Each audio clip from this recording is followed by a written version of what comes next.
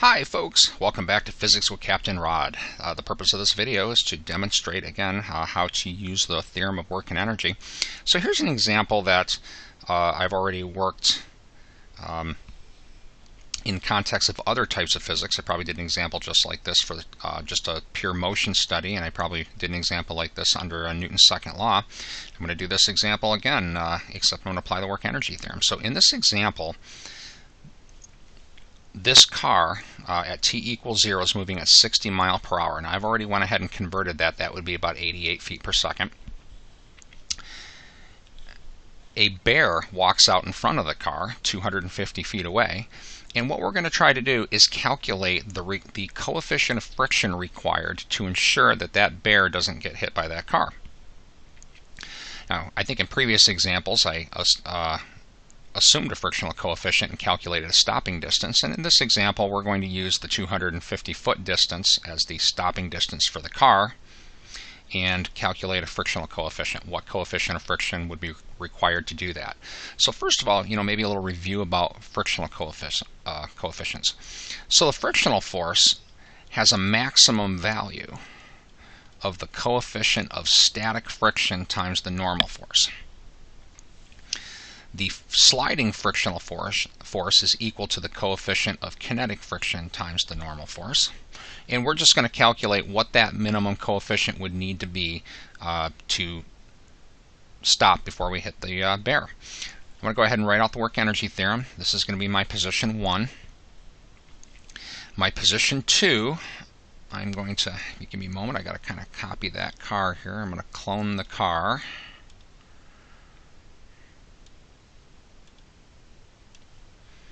Okay. So here's my position 2, just short of the bear. I'll go ahead and label that. Okay. The car's moving at position 1, so I'm going to go ahead and put a velocity vector there for that, v1. That would be the 88 feet per second. Now I'm going to write out the work-energy theorem. PE1 plus KE1 plus work equals PE2 plus KE2. Now we're just going to go through it term by term like we always would. Now, potential energy terms require a datum. If we just imagine, I'm not even going to draw it in, if we imagine a datum right through the car, both positions, both potential energies would be 0. Kinetic potential energy is just not a relevant concept in this problem. The KE1 term is going to be 1/2 mass of the car times V1 squared. As usual, I'm going to kind of hold off on the work term. I like to talk about those last. Right? The KE2 term is the final kinetic energy of the car. That would be 0 because the car is stopped. And again, I'm presuming that it stopped at the 250 feet. And now, the work term. So what do we do about that? You always go to a free body when you're dealing with your work terms. I'm going to go ahead and draw another copy of that car. Go ahead and put it right here. And now we're going to think about the forces acting on the car. Alright, first force that comes to mind is the gravitational force. That force is straight down. So in my free body, that might look something like this. Right, mg. We have 4 tires in contact. So in theory, there's 4 normal forces there. I'm going to go ahead and just lump those together and call that one normal, and the direction would be up. And then the force stopping the car is a frictional force.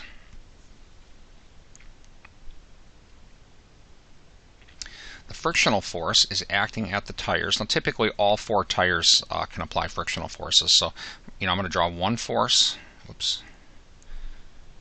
It's a little hard to see there. Drop it down a little bit. I'm going to put one force in here, and the frictional force would point to the left. And again, that would be the sum of 4 frictional forces. A pair for the front tires, a pair of the back tires, assuming all the brakes are working. So there's what the free body looks like. Now, some important things to notice. As far as work is concerned, remember work is force times distance. But the force has to be parallel to the distance, or I say in class, only forces parallel to the direction of motion do work. So in this example, the normal force makes a right angle to the motion of the car. So the normal isn't doing any work.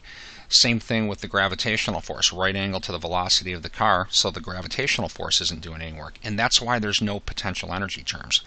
There is work done by this frictional force.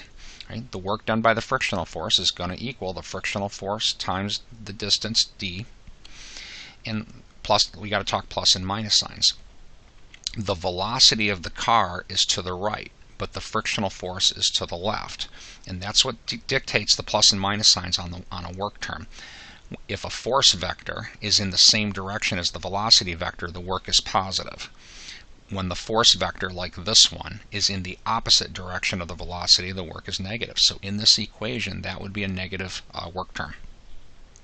So there's our work energy theorem, at least first run at it here, writing it out between position 1 and position 2. All right, now, the frictional force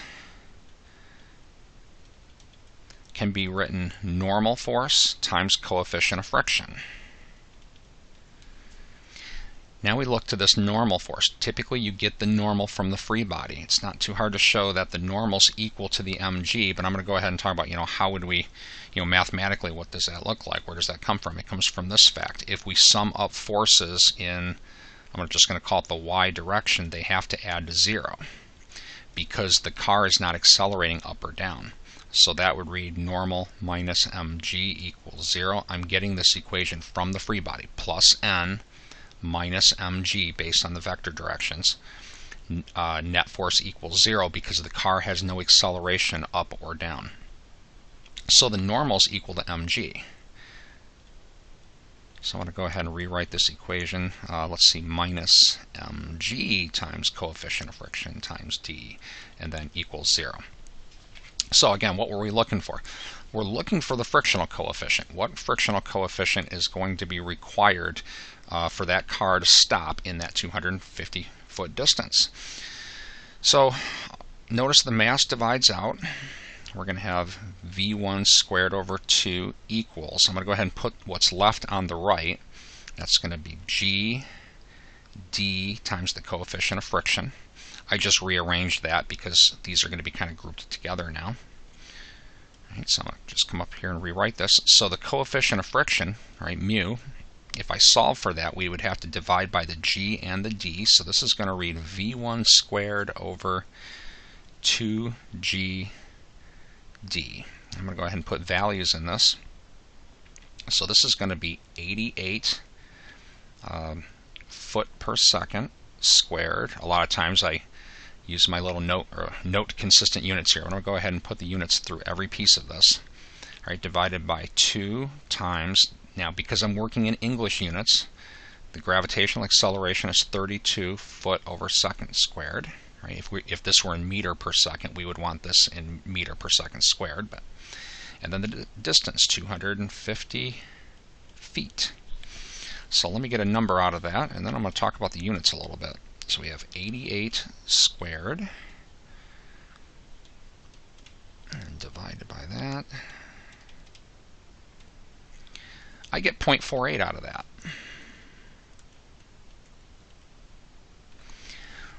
I'll comment about the number here in a minute. Let me talk about the units. So in the top, dimensionally, this works out to foot squared over second squared, right? Because it's foot over second squared.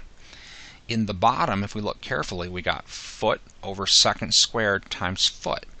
That gives us foot squared over second squared. So you'll notice that the units are gone. Basically, foot squared over second squared and foot squared over second squared, they all divide out. And they should, because the coefficient of friction is a dimensionless quantity. All right, let me comment on that 0.48.